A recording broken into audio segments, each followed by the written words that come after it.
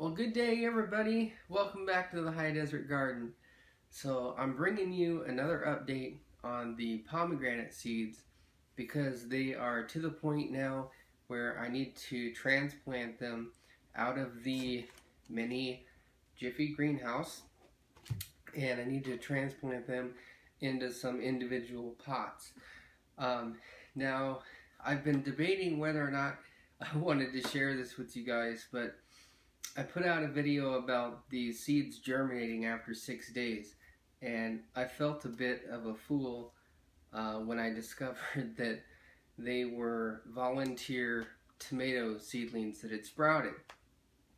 But anyways, I decided to put the Jiffy greenhouse on a heating pad specifically for sprouting seeds, not just any old heating pad. Make sure if you get a heating pad, things like peppers and obviously pomegranates like the heat from the heating pad.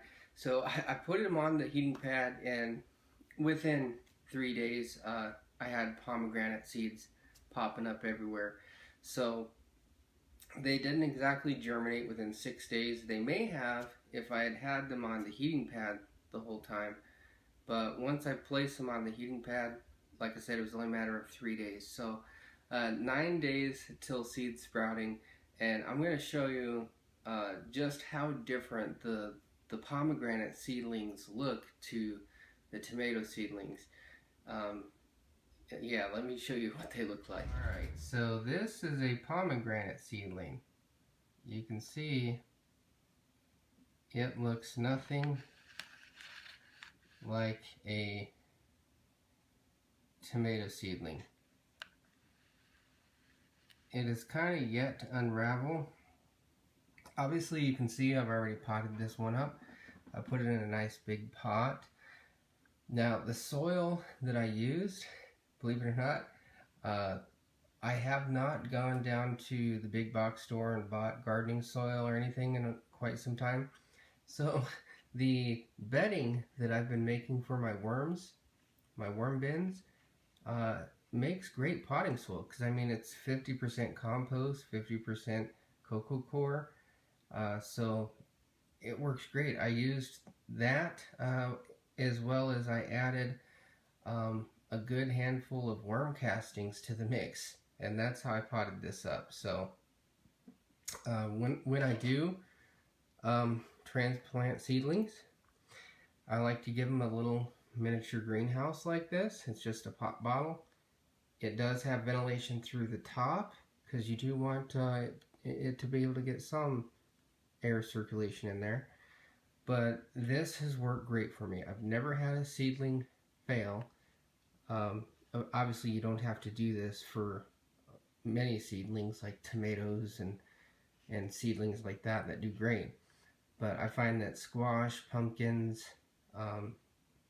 cucumbers, any tropical-ish kind of plant like a pomegranate as well is going to do really, really well if you put a little miniature greenhouse on there. Because what it does is it prevents it from drying out or transpiring all that moisture out of its little leaves. It allows the roots to take hold and settle in and begin to pull the moisture up. So I usually like to cover it up for a week or so. So I'm going to go ahead and show you the rest of them here. Alright, so this is our Jiffy mini greenhouse, and here are the other 4 that have sprouted thus far. So you can see obviously they look totally different than the volunteer tomato seedlings that you saw in here before. The little seed packet just came off of the top of that one. So there they are. I've decided to just transplant 3 because I don't need a ton of pomegranate trees sitting around. So I've got these other two pots, and I've already done one, so I'm just gonna do two more, and I'm gonna show you how I do that, how I'm transplanting these. So you want to be very careful not to disturb too much the roots of the plant, the tree. I like to take something like a spoon and run it down the side.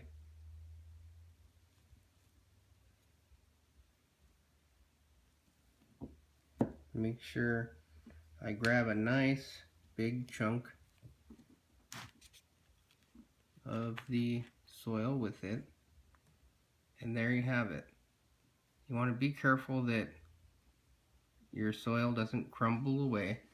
You can probably see, remember when I planted these seedlings, I had baby worms in there.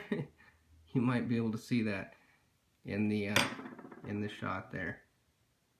So now I take this, let's push this aside, take my pot, make a little space for it, maybe a little bit more to make sure I can get it in there, and then it just goes right down in there. Like I said, you want to be careful. I mean, using the method that I use, even if you disturb the roots a little bit, not a big deal, because of the fact that I covered up with the little mini greenhouse. Those roots are going to have plenty of time to recover as long as you keep it nice and humid. So I'm just going to sort of tamper a little bit the soil. A good way to think about this when you're tampering it down, just don't press very hard. You don't want to press any harder than you would on, you know, like your eyeball or something like that.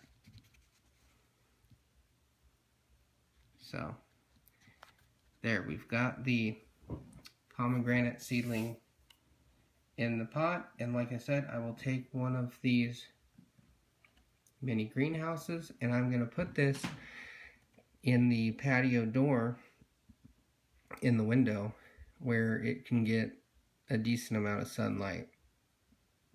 Alright, so I wouldn't exactly want to stick it outside quite yet, but in the window where it can get lots of sun, a south-facing window is going to be great.